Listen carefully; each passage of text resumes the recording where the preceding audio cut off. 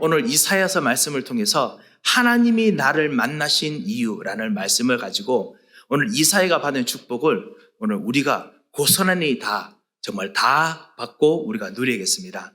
하나님이 나를 만나신 이유. 다시 또 우리가 말씀을 우리가 읽으면서 하나님이 이사야를 만나신 이유와 똑같습니다.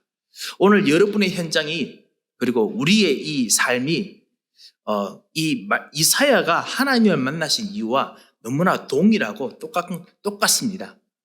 제가 그 이유를 말씀드리겠습니다. 이번 한 주간 여러분 지내면서 문제가 아니면 갈등과 고민이 하나도 안 생겼다라고 하시면 혹시 계십니까? 없을 겁니다. 심지어 저도 많은데요. 여러분께서 기도해 주시고 저를 위해서 보이지 않게 모든 곳에서 세밀하게 저를 도와주시면서 우리 교회를 위해서 움직이시는 그런 여러 가지 일들 속에서 제가 얼마나 편안하고 얼마나 감사한지 모릅니다. 그런데도 불구하고 고민 매일마다 넘칩니다. 갈등 매일마다 엄청나게 생깁니다. 그런데 하물며 여러분은 하물며 얼마나 많겠습니까? 아침에 일어나자부터 시작해서 가정에 여러 가지 일들, 소소한 것들이 참으로 많습니다. 우리 가정, 우리 배우자들과 우리 자녀들과 우리 부모님들과의 여러 가지 하나하나 신경 쓰고 하다 보면 어떤 건 잘 되는 것도 있지만 어떤 거는 잘 안 되기도 합니다. 우리 자녀들 부모님과 같이 커뮤니케이트 하는데 어떤 것은 이해하지 못하기도 하고 어떨 땐 즐겁기도 하고 친구들과 관계 속에서 내가 앞에 가야 될 거, 앞으로 지금 해야 될 거 생각하면 가끔씩 고민도 되고 여러 가지 일들이 많이 생기죠. 게다가 우리가 10년 넘게 우리가 진짜 몇십 년 넘게 같이 해왔던 친구들과 관계, 그다 경제적인 관계, 이 모든 것들이 오늘도 하루하루 잘 움직여지게 하기 위해서 생각해야 될 고민들과 일들이 한없이 많습니다. 어떤 분이 이 말을 하시더라고요. 뭐냐면 목사님 정말 혼란의 연속입니다. 아니 그렇게 혼란스럽습니까? 아니요, 그게 아니라 마치 뭐라고 말해야 되냐 하면서 같이 이야기한 것이 뭐냐면은 물속에서 이렇게 여러 가지 이렇게 먼지나 이런 것들이 막 이렇게 휘저 돌아다니는 것 같습니다. 이런 이야기를 하더라고요. 여러 가지 일들 복잡한 것이 많겠죠. 이 일이 바로 이사야가 지금 겪고 있는 그 상황이었습니다. 갑자기 혼란스러운 이야기하니까 갑자기 생각나는 게 있었습니다. 뭐냐면 선불교, 요즘은 선종교라고 부릅니다. 선불교 아시죠? 선불교가 사실은 미국에 빨리 들어와서 그래서 일본의 선불교와 같이 손을 잡고 젠 부디즘이라고 사실은 명상 이런 것 같이 하는 모든 기반을 만들고 지금은 사실은 우리 대부분 우리 외국인들하고 같이 동양인들하고 같이 만나서 이야기하면은 그 사람들이 이야기하는 거 한국 음식, 그 다음에 한국 음식 맛있는 거, 일본 음식 맛있는 거, 그걸 이야기하다가 네 번째, 다섯 번째, 세 번째 토픽 중에 하나가 뭐냐면 명상입니다. 명상과 관련되면 반드시 뭐를 이야기하냐면 선불교에 있는 불상, 자기 마음이 평안해지는 거 반드시 현장에서 이야기하지요. 그 정도로 이 사람들이 빨리 미국에 들어와서 많이 하고 그래서 명상과 지금 관해서 사람들을 많이 끌고 있는데요. 거기에 제가 알기로는 설정 스님이라고 기억하는데요. 뭐라고 했냐면은 이렇게 말했습니다. 선불교가 무엇입니까? 이렇게 물으니까 이분이 뭐라고 했냐면은 제가 카피를 했습니다. 망상을 일으키지 않는 것입니다. 선불교라는 것이, 명상이라는 것이 망상을 일으키지 않는 것입니다. 일체 잡념이 없는 것입니다. 그래서 청정해서 마음속에서 그림이 그려지지 않는 상태입니다. 맑은 마음이라고 할 수 있습니다. 그래서 선과 악도 없습니다. 너무너무 이렇게 어려운 말들이잖아요. 그래서 쉽게 뭐라고 이야기했냐면 가령 구정물을 아시죠? 구정물을 그 막대기로 저으면 계속 구정물이 나옵니다. 그걸 멈추게 하려면 어떻게 해야 됩니까? 그냥 내버려둬야 가라앉습니다. 그러니까 완전히 내버려둬서 완전히 맑아서 선과 악이 뒤섞여 있어도 그래도 이제 완전히 거의 다 가라앉는 거. 그것이 바로 명상이고 선정교입니다. 이것 통해서 복잡한 현대인들이 마음의 안식을 얻어야 됩니다. 이렇게 이야기를 하더라고요. 그런 이야기 하면은 여러분께서도 사실은 뭔가 있구나 생각하지만 복잡한 현대인들 그렇구나 이래서 그럴 겁니다 분명히. 구정물들 나는 정말 똑바로 하려고 뭔가 제대로 하려고 인대로 연신 노력했는데 이제는 그거 말고 다 가라앉게 만들어야겠구나 이렇게 생각했죠. 그것이 바로 이 현대 사람들, 우리 현장에 있는 사람들의 생각입니다. 최선입니다. 그런데 그것에 대해서 마태복음 12장에 예수님께서 벌써 경고를 하시고 말씀하셨습니다. 뭐라고 했지요? 더러운 귀신이 사람에게 나와서 돌아다니다가 돌아보니 이 사람 귀신이 나오고 나면은 문제 엄청나게 막 혼란스러운 거 하고 나면은 보통 우리 사람들이 하는 최선이 무엇이냐? 비우고 소재하고 깨끗하게 정리하고 수리하고 다 가라앉히는 거죠. 가라앉히는 것을 한다라고 예수님께서 말씀하십니다. 그런데 불교나 선불교나 현장에 있는 명상의 사람들은 모르는 것이 있습니다.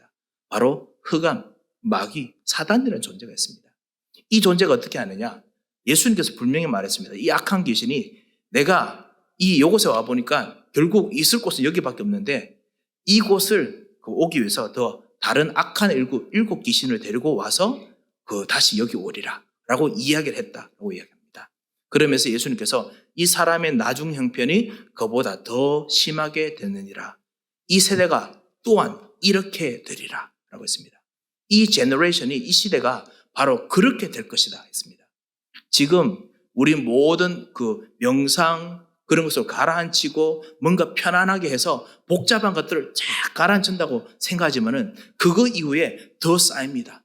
The burden, 더 문제들이 더더욱 쌓이고 더 고민할 것이 많아지는 것이 바로 이 세상의 종교 현장입니다. 사실은 이 이사야가 있는 현장이 사실 그렇습니다. 수천 년 전이지만은 그때도 사실 이사야가 이랬습니다. 이사야가 어떤 일이 있었느냐?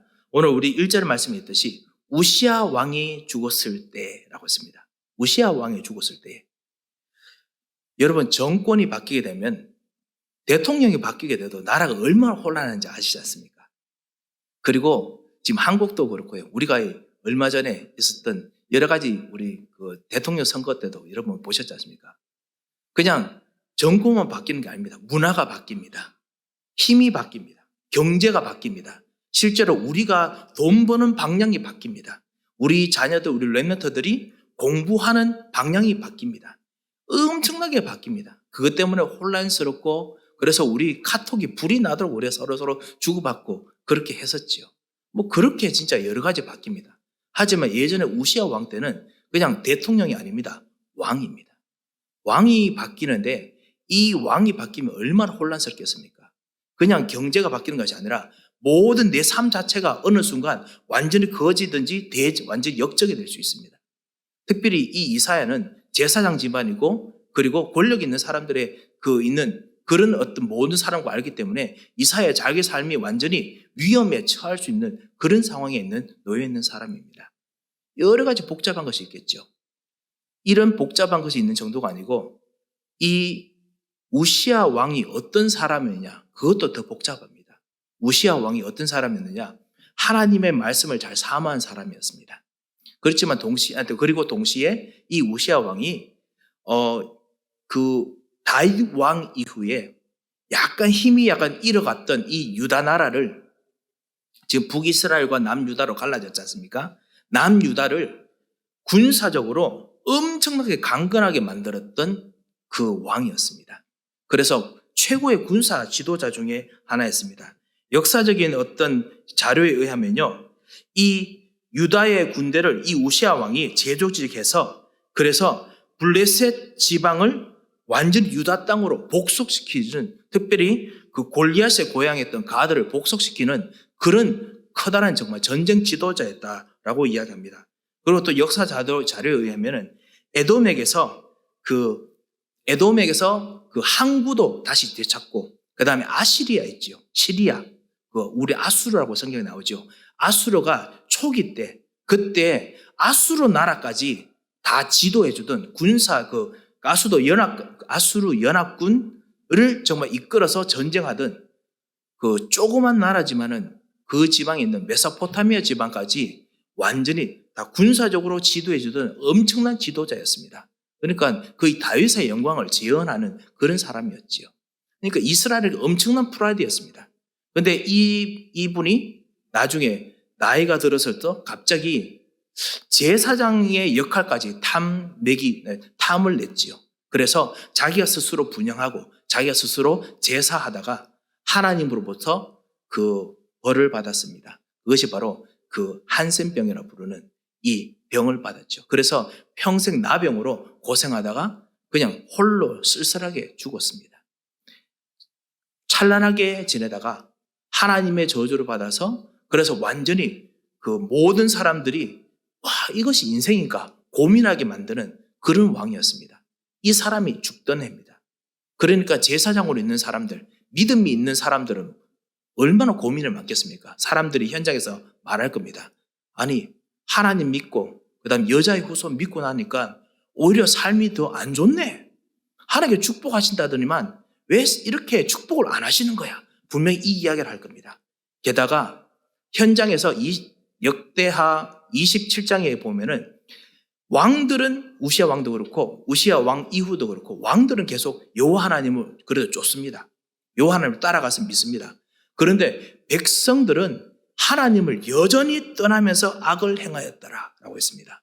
현장이 우상 숭배, 불신앙, 그 다음에 현장의 재앙들을 계속 일으키고 문제들을 일으키고 있는 상황이었습니다. 이런 상황 속에서 지금 그나마 믿음이 있었던 지도자마저 죽었으니 얼마나 이사야가 복잡하겠습니까? 복잡한 것이 한두 개가 아닙니다. 사랑하는 성도 여러분, 선불교가 선종교가 그렇게 정말 이 모든 걸 가라앉히는 거 이런 거 이야기하지 않습니까? 그러면 복음은 진짜 뭐라고 말하겠습니까? 복음은 무엇이겠습니까? 복음에 대해서 한 가지 예수님께서 좋은 정말 제자들과 함께 보여준 본보기가 있습니다. 그것이 바로 풍랑입니다. 풍랑이면은 사실은 그 풍랑 속에 들어가면은 제가 들어가 보지 않아서 모르겠습니다만요. 거의 이 구정물이 완전히 그냥 일어나는 것 똑같습니다. 숨을 쉬지 못할 겁니다. 곧 있으면 닥치는 죽음 때문에 정신이 하나도 없을 것입니다. 뒤집히고 복잡하고 모든 것이 부서지고 그것이 바로 그 풍랑이죠. 이 풍랑에서 예수님께서 뭘 하셨죠? 풍랑을 걸어오십니다. 제자들에게 걸어오십니다. 제자들은 살려달라고 살겠다고 그 하나님을 부르고 하는데 예수님께서 걸어오십니다. 그때 제자 베드로가 예수님 나도 걸어가 계십시오 라고 합니다. 여러분 말씀 기억하시죠? 그때 예수님께서 이리 오라 라고 합니다. 그래서 베드로가 예수님께로 같이 걸어갑니다. 그러다가 그 풍랑 속에서 바다가 너무나 흉흉한 거 보고 자기가 두려워하다가 다시 빠지게 되죠. 여기서 한 가지 알 수 있는 것이 뭐냐면은 진짜 복음이 뭐냐? 하나님과 함께 있는 것이 뭐냐? 구정물이 일어나고 혼란 속에 있더라도 복음 가진 사람은 그 구정물을 그냥 초월해서 통과하고 걸어가는 것이 바로 복음입니다. 복음은 구정물 그런 거 여러 가지 복잡하고 어려운 거 이런 것들을 가만히 깔아앉히는 것이 아니라 그런 것이 있더라도 상관없이 걸어가는 것입니다. 상관없이 지나가는 것입니다. 상관없이 초월하는 것입니다. 그것이 바로 복음입니다. 그것이 복음의 힘입니다. 그래서 이 복음을 이사야가 어떻게 받았는지 그리고 그리고 우리가 이 복음을 어떻게 누렸는지 이것을 우리가 보고자 합니다. 오늘 첫 번째로 벌써 제가 이사야에 대한 이야기를 말씀을 드렸습니다.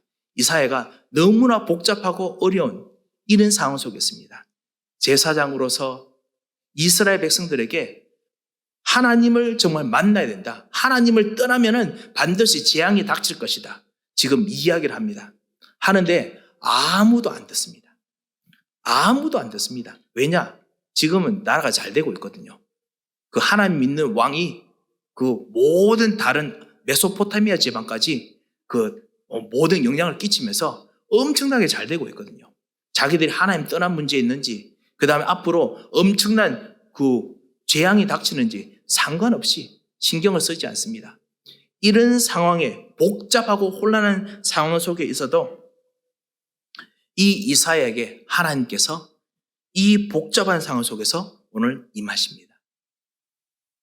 여러분과 우리들이 복잡한 상황 속에 있는 것과 동일하지요.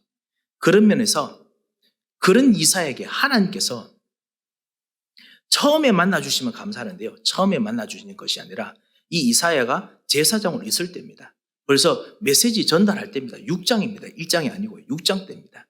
그때 이사야를 만나신 이유가 뭐겠습니까? 오늘 여러분께서 이 복음도 알고 하나님 은혜도 아는데 오늘 예배 속에서 하나님을 만날 때 하나님께서 왜 여러분을 만나기를 원하십니까? 그 이유에 대해서 우리가 세 가지로 보고자 합니다. 이거 두 번째 우리가 보는 것입니다. 이사야가 이런 상황에서 하나님을 만난 이유. 그 이유가 뭐냐? 바로 이사야에게 이사야가 있는 곳이 어딘지 그것을 알기를 원하셨습니다. 이사야가 있는 곳이 어디입니까? 하나님의 보호자입니다. 오늘 1절을 말씀 보십시오. 우세 왕이 죽던 해에 내가 본즉 교회에 와서 성전에 있는데 자기는 지금 성전에 있습니다. 자기는 지금 복잡한 혼란한 모든 문제 속에 지금 그런 시간표 속에 있습니다. 그런데 내가 본즉 주께서 높이 들린 보좌에 앉으셨는데 그의 옷자락은 성전에 가득하였고 1절에서 3절까지 자기가 있는 곳이 바로 하나님의 보호자였습니다. 이사야가 있는 곳이 문제와 혼란이 가득한 곳이 아니었습니다. 이사야가 있는 곳이 바로 하나님의 보호자였습니다. 하나님 나라, 하나님 보호자는 어디에 있어야 됩니까? 하늘에 있어야 됩니다. 내가 죽고 난 후에 천국에 가야 되는 곳입니다. 그런데 내가 죽고 난 후에 천국에 가는 것이 아니라 그 천국에 지금 여기, 지금 이 순간 여기에 계십니다. 그것이 바로 이사야를 통해서 하나님께서 보여주고 싶으신 것이었습니다. 사랑하는 성도 여러분, 여러분은 혹시 혼란 속에 이번 주간 있으시다면, 여러분이 혹시나 갈등 속에 있으시다면 이것을 기억하고 하나님을 쳐다보시기 바랍니다. 하나님께서는 여러분의 문제와 혼란과 갈등을 보시고 저 멀리서 안 됐다 뭐 이렇게 하시는 분은 아니십니다. 하나님께서는 여러분이 있는 그곳에 직접 같이 계시고 지금 하늘의 보좌로 천사들과 함께 같이 계십니다. 이것이 하늘 보좌의 축복, 이것이 바로 하나님께서 주시고자 하는 진짜 이사야를 만나신 이유입니다. 오늘 사랑하는 성도 여러분께서 같이 우리 예배로 나왔습니다. 하늘의 보좌 여기 와 있습니다. 이 하늘의 보좌와 만나게 되면 하나님께서 이사야를 만나신 또 하나의 이유가 있습니다. 뭐냐면 우리들이 우리의 영적인 상태를 발견하게 됩니다. 성부, 성자, 성령 하나님께서 우리에게 임하시면은 내 영적 상태를 보면은 하나님께 감사하고 너무나 기쁘고 즐겁기도 하지만 동시에 나의 연약함, 나의 존재, 나의 상태를 보고 또 부족함을 너무나 느끼게 됩니다. 내가 어떤 존재인지 알 만큼, 내가 아는 만큼, 내가 하나님과 만나는 축복을 깊이 누리는 만큼 내가 하나님께 미안할 정도로 확실하게 나의 영적 상태를 알게 됩니다. 나는 완벽하도록 노력하지만은 절대로 완벽하지 못합니다. 그래서 항상 제게는 미완성이 남아 있습니다. 그런데 하나님께서는 하나님께 예배하러 나올 때마다 가장 완전하시고 가장 완벽한 계획을 가지시고 가장 완벽한 지식과 그리고 플랜을 가지신 하나님께서 나와 함께 계시면서 하나님께서 나와 함께 하시며 그리고 축복하신다라고 말씀하십니다. 사랑하는 성도 여러분께서 하나님 앞에 나올 때 우리가 정말 완전하지 못하고 완벽하지 못하고 때로는 엄청나게 커다란 실수도 하고 엄청나게 정말 하나님 모르는 그런 일들을 하지만 하나님께서는 뭐라고 말씀하시냐? 지금 너가 있는 곳이 바로 가장 완전한 장소고 가장 완벽한 시간표다. 완벽한 하나님의 역사가 일어나는 곳이다 라고 말씀하십니다. 특별히 그곳이 바로 예배의 시간, 그것이 바로 기도의 시간입니다. 여러분의 말씀을 생각하는 시간입니다. 그러니까 하나님께 미안하죠. 미안할 수밖에 없습니다. 하나님께 죄송할 수밖에 없습니다. 저는 때로는 정욕에 이끌려서 때로는 엄청나게 화내고 때로는 절망하고 하나님께서 완전하신데도 불구하고 때로는 내 마음껏 하고 싶은 것을 하는데 하나님께서는 항상 거룩하십니다. 나와 항상 함께 하신 하나님은 거룩하십니다. 하나님은 항상 절제하십니다. 하나님은 항상 그 안에서 내가 바로 이 거룩한 하나님의 자녀이라고 말씀하십니다. 하나님께서는 항상 깨끗하고 그리고 가장 순수하신 하나님께서 내가 바로 그런 깨끗하고 순수한 하나님의 자녀다라고 말씀하십니다. 여러분에게 그런 은혜를 주십니다. 그것이 바로 우리가 하나님과 함께 있는 하늘 보좌를 누릴 때 우리의 영적 상태입니다. 우리가 부족하고 연약하지만 영적 문제가 많지만 제대로 해결되지 못한 문제가 있으면 저는 남을 괴롭히게 할 정도로 제 생각에서 계속 막 생각이 맴돕니다. 그거를 해결하고 싶은 마음 때문에 막 못 삽니다. 제가 철저하지 않은데도 불구하고 철저하고 싶어서 막 나를 괴롭히고 내 자신을 막 괴롭히고 그리고 남을 괴롭힙니다. 내 자신을 찾지 못하고 때로는 제가 제 자신을 욕하고 제 자신을 죽입니다. 스스로 자학하기도 합니다. 그런 것이 은뜻 보이지 않게 제 자녀들에게 보입니다. 그때마다 제가 소름을 느낍니다. 소름 끼치는 걸 느낍니다. 왜 이런 것이 나에게 왜 자녀들에게 나도 모르게 전달되었을까? 그런데 이런 나에게 예배 드릴 때마다 하나님께서는 가장 완전하시고 영적 문제를 완전히 치유하시는 그 평안과 사랑과 끊임없는 자비로 우리와 함께 계십니다. 하나님께서 그러시면서 바로 이런 자비와 사랑의 자녀이다. 이 자비와 사랑을 받을 자격이 있는 자녀다라고 하나님께서 우리들에게 말씀하십니다. 얼마나 미안하고 그리고 얼마나 감사한지요.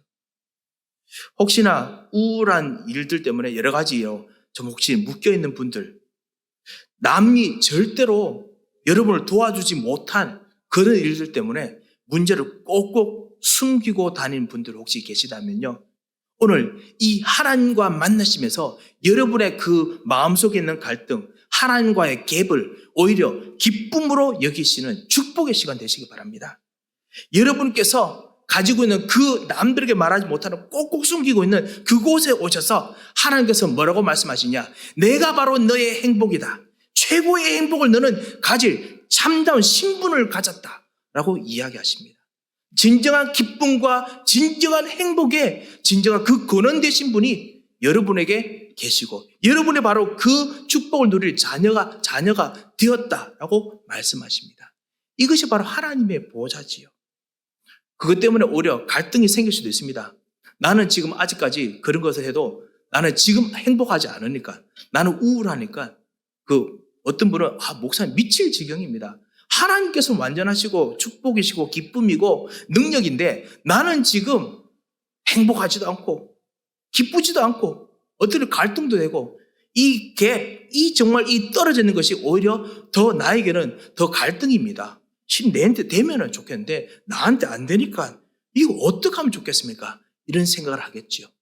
사랑하는 성도 여러분, 이 떨어지는 이 간격 자체가 바로 축복의 시작입니다. 사랑하는 성도 여러분, 지난번에 우리가 하나님께 주신 작품의 말씀처럼요. 바로 이 간격을 느꼈다는 자체가 바로 여러분이 영적인 지식이 지금 트였다는 뜻입니다. 하나님께서 주신 영적인 생각이 이제 열렸다는 뜻입니다. 하나님의 지식을 받을 수 있는 제대로 된 길이 지금 완전히 열렸습니다.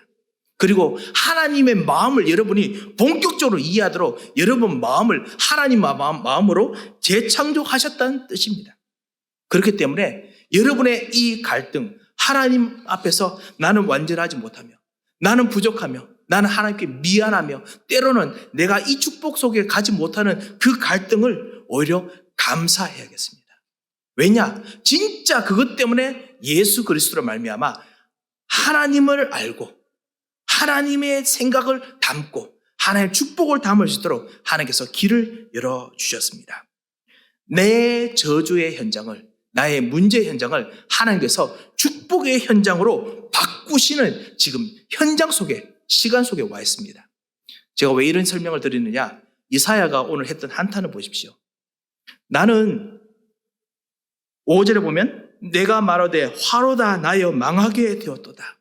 나는 입술이 부정한 사람이요 내가 입술이 부족하다는 것에 생각이나 마음이나 모든 것이 부정하다는 말이 들어가 있죠. 그리고 나는 입술이 부정한 사람, 백성들 중에 거주하면서 사람들과도 모든 하는 것들이 다 부정하는, 입술이 부정한 여러 가지 일과 그리고 모든 것들을 만들었다는 것이죠. 그러면서 만군의 하나님을 비웠도다. 그런데 하나님께서는 뭐라고 말씀하십니까? 6절에 그때의 그 서랍 중에 하나가 하늘 보좌에, 하나님께서 직접 하시는 것이죠. 하늘 보좌의 힘으로 와서 그 제단에서 잡은 바 핀 숯을 예수 그리스도로 말미암아 희생 제사 드렸던 바로 그 제사의 그 불로 예수 그리스도께서 십자가에서 여러분의 모든 문제를 해결하신 그 피로, 그 말입니다. 그 모든 문제 해결하신 그 언약으로 여러분의 입술에, 여러분의 부정한 곳에, 여러분의 연약한 곳에 대시고 태우시며 말하되 7절에 보면 그것을 내 입술에 대며 이르되 보라 이것이 내 입에 닿았으니 내 마음에 닿았으니 내 생각에 닿았으니 너의 부족함에 닿았으니 이 말입니다. 내 입에 닿았으니 내 악이 제하여졌고 내 죄가 사하여졌느니라. 모든 것을 치유하는 진정한 치유의 시작이 내가 깨달을 때, 영적 상태를 알 때 일어납니다. 그리고 그때 하나님께서 여러분으로 하여금 진짜 진정한 치유를 누리게 만드십니다. 사랑하는 성도 여러분, 그렇기 때문에 갈등을 기쁨으로 감사로 우리가 기도하겠습니다. 하나님, 내게 갈등이 있어서 감사합니다. 하지만 주님은 완전하십니다. 하나지만 예수 그리스도는 완전하십니다. 주님은 참 왕, 참 제사장, 참 선지자이십니다. 오늘 주님을 찬양합니다 라고 하시기 바랍니다. 하나님께서 거기서 하나님의 생각, 하나님의 마음, 하나님의 능력을 여러분에게 부으시고 재창조하실 것입니다. 그렇게 되면요, 그 다음 어떤 일이 일어납니까? 하나님께서 여러분을 만나신 이유 세 번째, 두 번째 안에 있는 세 번째입니다. 여러분을 만나는 이유 세 번째입니다. 진정한 초월을 누리게 하십니다. 진정한 초월의 축복을 누리게 하십니다. 지금 이 일들 속에서 갑자기 하나님께서 뭐라고 말씀하시냐? 그 제하여졌으니까 이제 끝났지, 이제 집에 가 이렇게 하면 안 돼. 그것도 아니고 하나님께서 뭐라고 하셨느냐? 주께서 이르시되 8절에 내가 누구를 보내며 누가 우리를 위하여 갈고 하시니 갑자기 하나님의 일을 주시려고 하십니다. 하나님의 미래의 일을 주시려고 하십니다. 하나님께서 앞으로 하실 일들을 시작하려고 합니다. 나는 아직 준비도 안 됐는데, 나는 아직 그럴 만한 생각도 없는데 하나님께서는 주시려고 하십니다. 그때 하나님께서 재창조하신 마음 때문에 이사야가 말합니다. 주님, 내가 여기 있습니다. 나를 보내주십시오. 이것이 이사야가 했던 고백이 아니라 하나님의 영으로 감동되어서 했던 고백입니다. 나는 부족합니다. 하지만 하나님께서 재창조하신다면, 하나님께서 고쳐주신다면, 하나님께서 함께 하신다면 나는 할 수 있습니다. 나를 보내주십시오 라고 이야기합니다. 사랑하는 성도 여러분, 우리의 갈등, 우리 집의 일들, 우리 자녀들과의 일들, 우리 부모님과의 일들, 우리 친구들과 우리 경제관계의 모든 일들 속에서 하나님께서 여러분과 하늘 보좌로 함께 하시고 그리고 나의 영적 상태, 답답함을 아시기 때문에 하나님께서는 여러분을 하여금 그 일을 재창조하시고 그 문제와 그 갈등과 그 관계를 하나님께서 하나님의 생명과 하나님의 능력으로 부기를 원하십니다. 그래서 여러분을 하여금 다시 보내십니다. 다시 보내기를 원하십니다. 하나님께서 보내실 때 그 보내심의 현장이 무엇이냐? 똑같은 것이 아니라 초월하는 현장입니다. 아까 말씀드렸듯이 풍랑이 일어나고 구정물이 막 일어나도요, 그 길을 순례자처럼 쫙 걷는 겁니다. 순례처럼 지나가는 것입니다. 그리고 응답의 자리에 가서 사람들을 건져내고 현장을 건져내는 것입니다.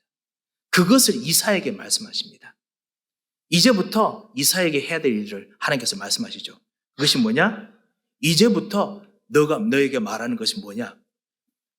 말씀을 전하라. 하지만 사람들은 안 들을 것이다. 아니, 말씀을 전하면 사람들이 들어야 되지 않습니까? 안 들을 거랍니다. 그리고 두 번째, 그 제사장이기 때문에 사람들이 잘 돼야 됩니다. 제가 목사지 않습니까? 여러분에서 기도할 때 하나님, 우리 성도님께서 안 되게 해주십시오. 제가 그렇게 기도하면 안 되고 저는 그러고 어느 목사가 그러고 싶겠습니까? 근데 제사장에게, 이 제사장인 이사에게 뭐라고 하느냐? 이 백성들이 마음도 완악해질 것이고, 그리고 앞으로 계속 황폐해지고 더더욱 문제가 생길 것이다 라고 이야기합니다. 이 이사야가 분명히 속으로 할 겁니다. 주님, 내가 제사장이 맞습니까? 내가 무슨 하늘에서 불린 다른 어떤 그 dark한 사자 아닙니까? 뭐 이렇게 분명히 생각할 겁니다. 안 그렇습니까? 하지만은 지금 이사야는 알았습니다. 그것이 저주가 아니라 이것이 바로 진짜 응답을 사람들로 찾아내게 하는 길이라는 것, 즉 초월하는 길이라는 것을 알았습니다. 사람들이 문제 속에 있을 것이라는 겁니다. 사람들이 말씀을 듣지 못하고 끊임없이 갈등하고 있을 것이라는 것입니다.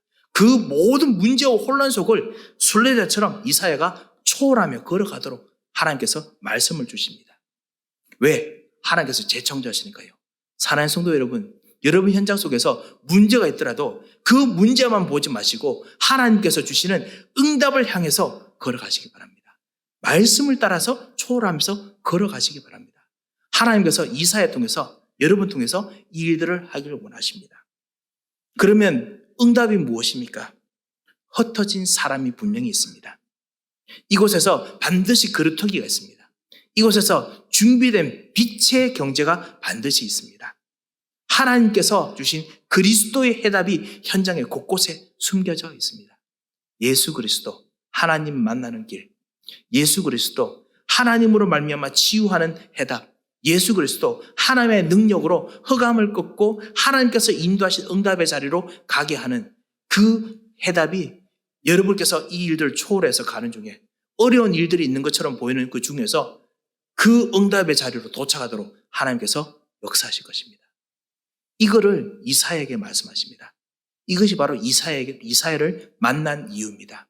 우리는 이 현장에서 죽고 쓰러진 사람이 아니라 모든 현장을 초월해서 하나님께 주시는 응답의 자리로 가는 사람들입니다. 이것이 바로 이사야를 만난 이유입니다.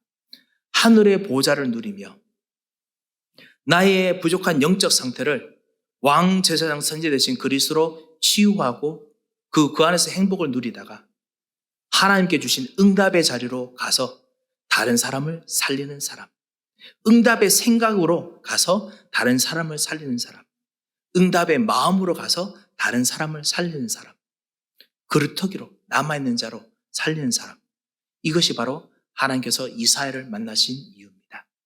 사랑하는 성도 여러분, 이 축복이 있을 때 흑암의 세력이 혼란처럼 구정물처럼 여러분에게 막 있더라도 흑암의 세력이 절대로 여러분을 무너뜨리지 못합니다. 이 일을 지나가는 동안 죽음의 위협이 여러분과 여러분의 가정을 파고들어도 절대로 여러분의 현장을 절대로 무너뜨리지 못합니다. 하나님께서 여러분에게 성령으로 함께 계셔서 여러분 속에 여러분과 함께 했던 기도 제목, 가정을 위한 기도 제목, 현장을 위한 기도 제목, 그리고 교회를 통한 현장을 살리는 기도 제목, 하나님께서 반드시 성취하시고 이루십니다. 이 응답의 자리에 여러분 오늘 이 예배 시간에 오셨습니다. 사랑하는 성도 여러분, 오늘도 하나님과 이 축복을 누리시고 그리고 이번 한 주간도 이 모든 현장 속에서 순례자로 하나님의 보좌를 누리다가 현장을 살리는 축복의 한 주 되시기를 정말 주 예수 그리스도의 이름으로 축원드립니다. 한번 기도하겠습니다. 살아계신 하나님 아버지, 은혜를 감사합니다. 주님, 하나님께서 살리시는 진정한 하나님의 응답 속으로 들어갑니다. 우리를 살리시는 하나님의 축복 속으로 들어갑니다. 주 예수 그리스도로 말미암아 우리를 구원하시고 생명을 주신 그 하나님의 새로운 삶들 속으로 들어갑니다. 주님께서 하늘의 문을 여시고 오늘 말씀을 듣고 기도하는 모든 하나님의 사람들에게 역사하여 주옵소서.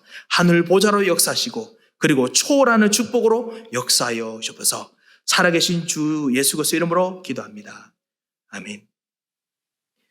이제는 우리 주 예수 그리스도의 크신 은혜와 우리 하나님의 무한하신 사랑과 성령님의 감동하시고 위로하시고 교통하심의 역사가 하나님께서 우리를 부르신 참된 축복의 이유를 발견하며 모든 현장을 초월하는 하나님의 현장으로 모든 현장을 하늘의 보좌로 누리다가 반드시 모든 사람을 살리는 진정한 축복의 자리에 설 귀중한 하나님의 사람들 머리 위에 이분들의 모든 발걸음들 위에 이제부터 영원토록 함께 계실지어다. 아멘.